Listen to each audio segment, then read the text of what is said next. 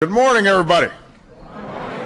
It is wonderful to see all of you, and wonderful to have one of the best partners that anybody could have in elected office, our Vice President, Joe Biden. Thrilled to have him here.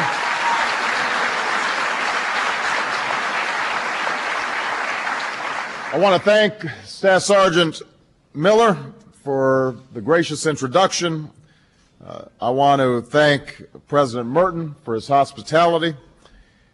There are a couple of people here who deserve all the credit because they got a very tough bill done, and part of the reason they were able to get it done was just because of their extraordinary personal credibility.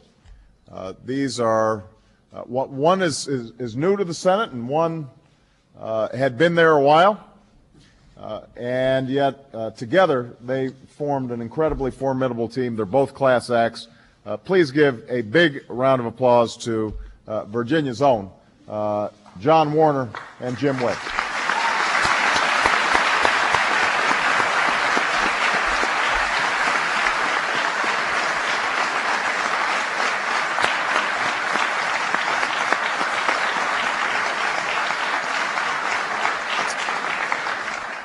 I know that we've got a number of members of Congress who are here, and I want to thank them all for their outstanding work. I want to point out that Senator Mark Warner could not be here, but we appreciate him. We've got the Secretary of Veterans Affairs, a hero in his own right, General Eric Shinseki, and I want everybody to please acknowledge him.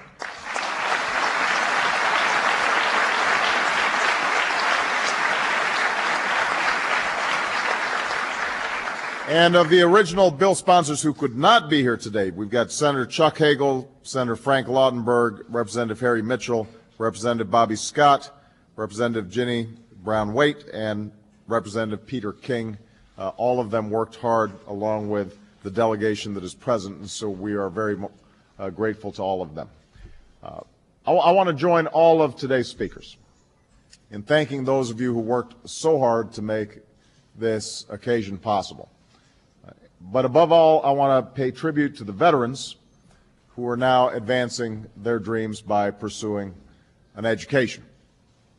Obviously, I'm honored to be here and to renew our commitment to ensure that the men and women who wear the uniform of the United States of America get the opportunities that they have earned. I was a proud co-sponsor of the post-9/11 GI Bill as senator. I'm committed to working with Secretary Shinseki to see that it is successfully implemented as president. And we do this not just to meet our moral obligation to those who sacrificed greatly on our behalf and on behalf of the country. We do it because these men and women must now be prepared to lead our nation in the peaceful pursuit of economic leadership in the 21st century. This generation of servicemen and women has already earned a place of honor in American history. Each of them signed up to serve, many after they knew that they would be sent into harm's way. Over the last 8 years, they have endured tour after tour of duty in dangerous and distant places. They've experienced grueling combat from the streets of Fallujah to the harsh terrain of Helmand Province. They've adapted to complex insurgencies, protected local populations, and trained foreign security forces. So by any measure, they are the authors of one of the most extraordinary chapters of military service in the history of our nation. And I don't make that statement lightly, for we know that anyone who puts on the uniform joins an unbroken line of selfless patriots that stretches back to Lexington and Concord. The freedom and prosperity that we enjoy would not exist without the service of generations of Americans who are willing to bear the heaviest and most dangerous burden. But we also know this: the contributions that our servicemen and women can make to this nation do not end when they take off that uniform. We owe a debt to all who serve, and when we repay that debt to those bravest Americans among us, then we are investing in our future. Not just their future, but also the future of our own country. Now, this was the lesson that America was sometimes too slow to learn. After the Civil War and World War I, we saw far too many veterans who were denied the chance to live their dreams. Men who were unable to find in peace the hope that they had fought for in war. And FDR knew this. In 1943, before the beaches of Normandy were stormed and the treacherous terrain of Iwo Jima was taken, he told the nation that the veterans of World War II would be treated differently. He said that they must not be demobilized, and I quote, to a place on a breadline. Demobilized to a place on a breadline or on a corner selling apples. Instead, Roosevelt said, the American people will insist on fulfilling this American obligation to the men and women in the armed forces who are winning this war for us. That is precisely what the American people did. The GI Bill was approved just weeks after D-Day and carried with it a simple promise to all who had served. You pick the school, we'll help pick up the bill. And what followed was not simply an opportunity for our veterans. It was a transformation for our country. By 1947, half of all Americans enrolled in college were veterans. Ultimately, this would lead to 3 presidents, 3 Supreme Court justices, 14 Nobel Prize winners, and 24 Pulitzer Prize winners. But more importantly, it produced hundreds of thousands of scientists and engineers, doctors and nurses, the backbone of the largest middle class in history. All told, nearly 8 million Americans were educated under the original GI Bill, including my grandfather. No number can sum up this sea change in our society. Reginald Wilson, a fighter pilot from Detroit, said, I didn't know anyone who went to college. I never would have gone to college had it not been for the GI Bill. H.G. Jones, a Navy man from North Carolina, said, what happened in my rural Caswell County community happened all over the country. Going to college was no longer a novelty. Indeed, one of the men who went to college on the GI Bill, as I mentioned, was my grandfather, and I would not be standing here today if that opportunity had not led him west in search of opportunity. So we owe the same obligations to this generation of servicemen and women as was afforded that previous generation. That is the promise of the post-1911 GI Bill. It's driven by the same simple logic that drove the first GI Bill. You pick the school, we'll help pick up the bill.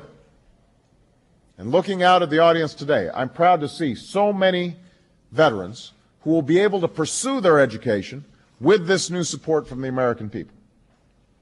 And this is even more important than it was in 1944.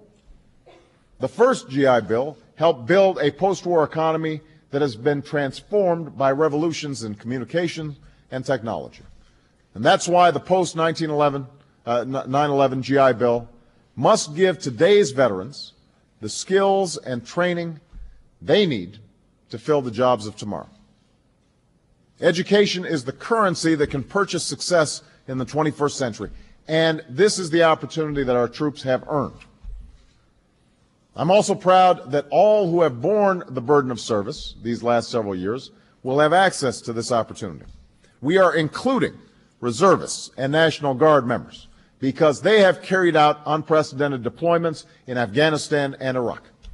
We are including the military families who have sacrificed so much by allowing the transfer of unused benefits to family members. And we are including those who pay the ultimate price by making this benefit available to the children of those who lost their life in service of their country. This is not simply a debt that we are repaying to the remarkable men and women who have served. It is an investment in our own country. The first GI Bill paid for itself many times over through the increased revenue that came from a generation of men and women who received the skills and education that they needed to create their own wealth. The veterans who are here today, like the young post-9/11 veterans around the country, can lead the way to a lasting economic recovery and become the glue that holds our communities together. They, too, can become the backbone of a growing American middle class. And even as we help our veterans learn the skills they need to succeed, I know that all of us can learn something from the men and women who serve our country. We've lived through an age when many people and institutions acted irresponsibly, when service often took a back seat to short-term profits, when hard choices were put aside for somebody else, for some other time. It's a time when easy distractions became the norm and the trivial has been taken too seriously. The men and women who have served since 9/11 tell us a different story. While so many were reaching for the quick buck, they were heading out on patrol. While our discourse often produced more heat than light, especially here in Washington, they have put their very lives on the line for America. They've borne the responsibility of war. And now, with this policy, we are making it clear that the United States of America must reward responsibility and not irresponsibility. Now, with this policy, we are letting those who have borne the heaviest burden lead us into the 21st century. And so today, we honor the service of an extraordinary generation and look to America that they will help build tomorrow. With the post-9/11 GI Bill, we can give our veterans the chance to live their dreams, and we can help unleash their talents and tap their creativity and be guided by their sense of responsibility to their fellow citizens and to this country that we all love so much. So may God bless our troops and our veterans. May God bless the United States of America. Thank you very much, everybody. Thank you.